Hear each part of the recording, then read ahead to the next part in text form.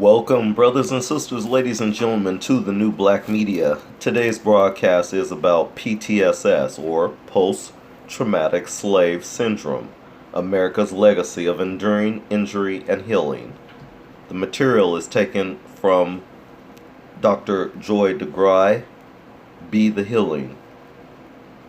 I just became familiar with this material here recently, and I want to share some of the information with you, my fellow YouTubers, subscribers, and the like. So, in order to really know what post-traumatic slave syndrome is, we need to first of all delve into what the effects of trauma are. And so, what are the impacts of generations of slavery and oppression on a people? In order to begin to understand the magnitude of this legacy on contemporary foundational Black Americans, it is important to examine the diagnostic characteristics of trauma. What are the effects of trauma on human beings? What does trauma look like? And how does the trauma manifest itself? Well, with the destruction of the World Trade Center in New York on September 11, 2001, many Americans once again became familiar with the term post-traumatic stress disorder, or PTSD. With what is known about trauma, is it probable that significant numbers of African slaves experienced a sufficient amount of trauma to warrant a diagnosis of PTSD? Well, since there are no living African American slaves today, I will have to hypothesize using current diagnostic criteria. The Diagnostic Statistical Manual of Mental Disorders 4 Revised describes features of disorders, reports the conditions which may give rise to them, and lists each disorder's symptoms. These all help clinicians with making accurate diagnosis. However, it is not necessary for an individual to show evidence of all of the listed symptoms to warrant being diagnosed with a specific illness. The following are a list of some of the conditions which give rise to mental and or emotional traumas that justify the diagnosis of PTSD. A serious threat or harm to one's life or physical integrity, a threat or harm to one's children, spouse, or close relative, sudden destruction of one's home or community, seeing another person injured or killed as a result of an accident or physical violence, learning about a serious threat to a relative or a close friend being kidnapped, tortured, or killed. Stressor is experienced with intense fear, terror, and helplessness. Stressor and disorder is considered to be more serious and will last longer when the stressor is of human design. So, it is important to note that the manual states that any one of the above stressors is enough to cause PTSD. So what about African slaves? Many slaves did not experience just one of the above stressors. Rather, many experienced all of them. And the great preponderance of slaves were subjected to these traumatic experiences over and over again. So, taking into consideration the fact that slaves brought to the Americas from Africa were exposed to a lifetime of traumas, even anyone with limited astuteness could surmise that a considerable number of African slaves are likely to have suffered from PTSD. Today, those who are diagnosed with PTSD exhibit symptoms that may require clinical treatment inclusive of drug therapy. Some of the symptoms of PTSD include intense psychological distress at exposure to internal or external cues that symbolize or resemble an aspect of the traumatic event. Physiological reactivity on exposure to internal or external cues. Marked diminished interest or participation in significant activities, or feeling of detachment or estrangement from others. Restricted range of effect. Sense of foreshortened future. In other words, does not expect to have a career, marriage, children, or normal lifespan. Difficulty falling or staying asleep. Irritability or outbursts of anger, or difficulty concentrating. Now remember, these are just some of the symptoms that an individual may exhibit having had direct or indirect exposure to a single traumatic event. What about those who experience a lifetime of slavery? I'll ask that question again. What about those who have experienced a lifetime of slavery? What symptoms do you think they must have exhibited? Today, people can get treatment for PTSD. I don't remember reading about any counseling centers that were set up for freed slaves after the Civil War. The effects of the traumas were never addressed, nor did the trauma cease. Foundational Black Americans have continued to experience traumas similar to those of our slave past. Excuse me, family. I'm sorry. So perhaps the greatest impact, though, were the daily efforts of the slave owners and others in authority to break the slave's will. You know, free will is at the core of being human. Can you imagine what it must be like to have your will assaulted on a daily basis? You live in a society that constantly reminds you that you are no different from livestock, or a dog, or an ape, as they always compare us to, and in some cases less valuable. You know, maybe your dog or pet will be able to fly in first class and you get kicked off the plane. But I digress. When you attempt to express yourself, you are beaten down. When you attempt to protect your loved ones, you are beaten down. You are beaten until you call the cruelest and most vile man you know master. And God forbid you attempt to be educated or think for yourself. Whew! That's a whole nother issue. So, passing down the effects of trauma. So upon hearing the term post-traumatic slave syndrome, or PTSS, some people might think, well, how could African Americans today possibly be affected by events that occurred so long ago? After all, African Americans are free now. In fact, they have been free for a long time. Blah, blah, blah, blah. You know how they always come up with that. Well, let me tell you, 246 years of protracted slavery guaranteed the prosperity and privilege of the South's white progeny, while correspondingly relegating its black progeny to a legacy of debt and suffering. It doesn't really matter today if either of us, black or white, directly experienced or participated in slavery. What does matter is that foundational Black Americans have experienced a legacy of trauma. I will repeat that. What does matter is that foundational Black Americans have experienced a legacy of trauma. Now think about PTSD for a minute. So, the legacy of trauma is reflected in many of our behaviors and our beliefs.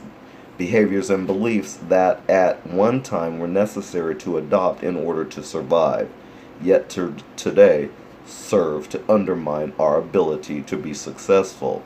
The question remains, though, how are such effects of trauma transmitted through generations? excuse me,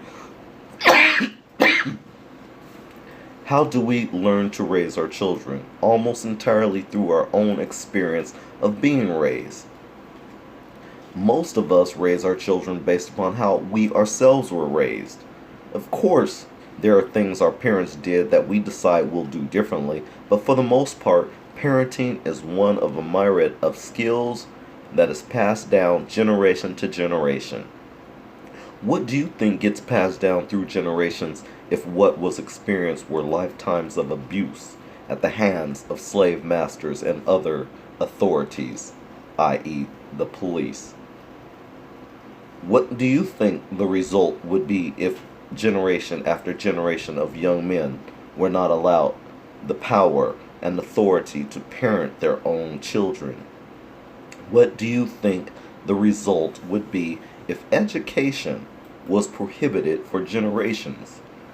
You know, when you would get killed just for learning how to read. They were so frightened of us even to learn to read, because in actuality, when they got to Africa, they saw how great our kingdoms, how great our structures were, that they were frightened that we would become great again if we just learned. And look at us today. Look at us today, foundational Black Americans. So, what do you think the result would be if education was prohibited for generations? What do you think the result would be if the primary skills that mothers teach their children are those associated with adapting to a lifetime of torture? What training did children in bondage receive? Well, James P. Comer writes, the slave family existed only to serve the master, and in order to survive physically, psychologically, and socially, the slave family had to develop a system which made survival possible under degrading conditions. The slave society prepared the young to accept exploitation and abuse, to ignore the absence of dignity and respect for themselves as blacks. The social, emotional, and psychological price of this adjustment is well known. The individuals and families that survived the slave experience reared their children while simultaneously struggling with their own psychological injuries. They often exhibited the typical symptoms associated with post-traumatic stress disorder.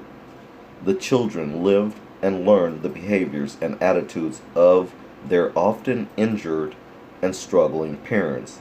Today, we are those children. Think about that for a minute, family.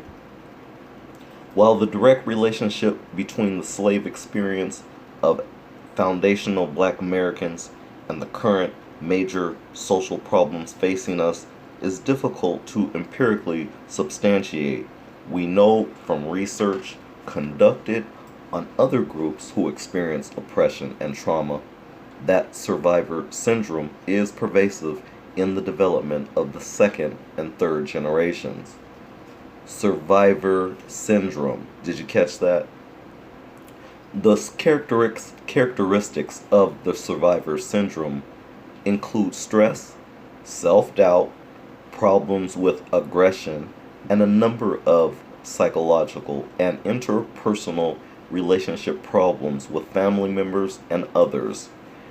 Yale Donnelly, in the International Handbook of Multi-Generational Legacies of Trauma, explains, the intergenerational perspective reveals the impact of trauma, its contagion, and repeated patterns within the family. It may help to explain certain behavior patterns, symptoms, roles, and values adopted by family members, family sources of vulnerability, as well as resilience and strength, and job choices, following in the footsteps of a relative, a namesake, through the generations.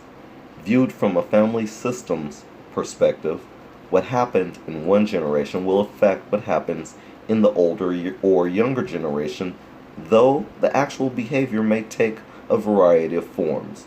Within an intergenerational context, the trauma and its impact may be passed down as the family legacy even to children born after the trauma. This, then, is how the legacy of trauma has been transmitted. So, finally, let's get to post-traumatic slave syndrome defined. Post-traumatic slave syndrome is a condition that exists when a population has experienced multi-generational trauma resulting from centuries of slavery and continues to experience oppression and institutionalized racism today. PTSS is a syndrome. A syndrome is a pattern of behaviors that is brought about by specific circumstances. The circumstances that produce PTSS, multi-generational trauma, and continued oppression, plus a real or imagined lack of access, are outlined above. I just covered that information. What is the resulting pattern of behavior? Well, there is not a single pattern of behavior. There are many. I have identified 3 categories, which are vacant esteem, ever-present anger, and racist socializations. Well, I'm going to have to cover that in a whole nother video. For now, I leave you with this.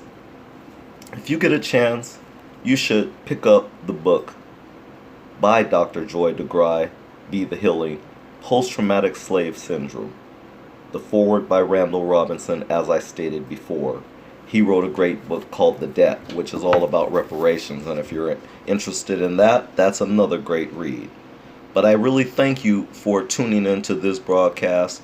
I hope I've shared some information with you that you can use, because I need to share this little bit of information with you before I sign out, though.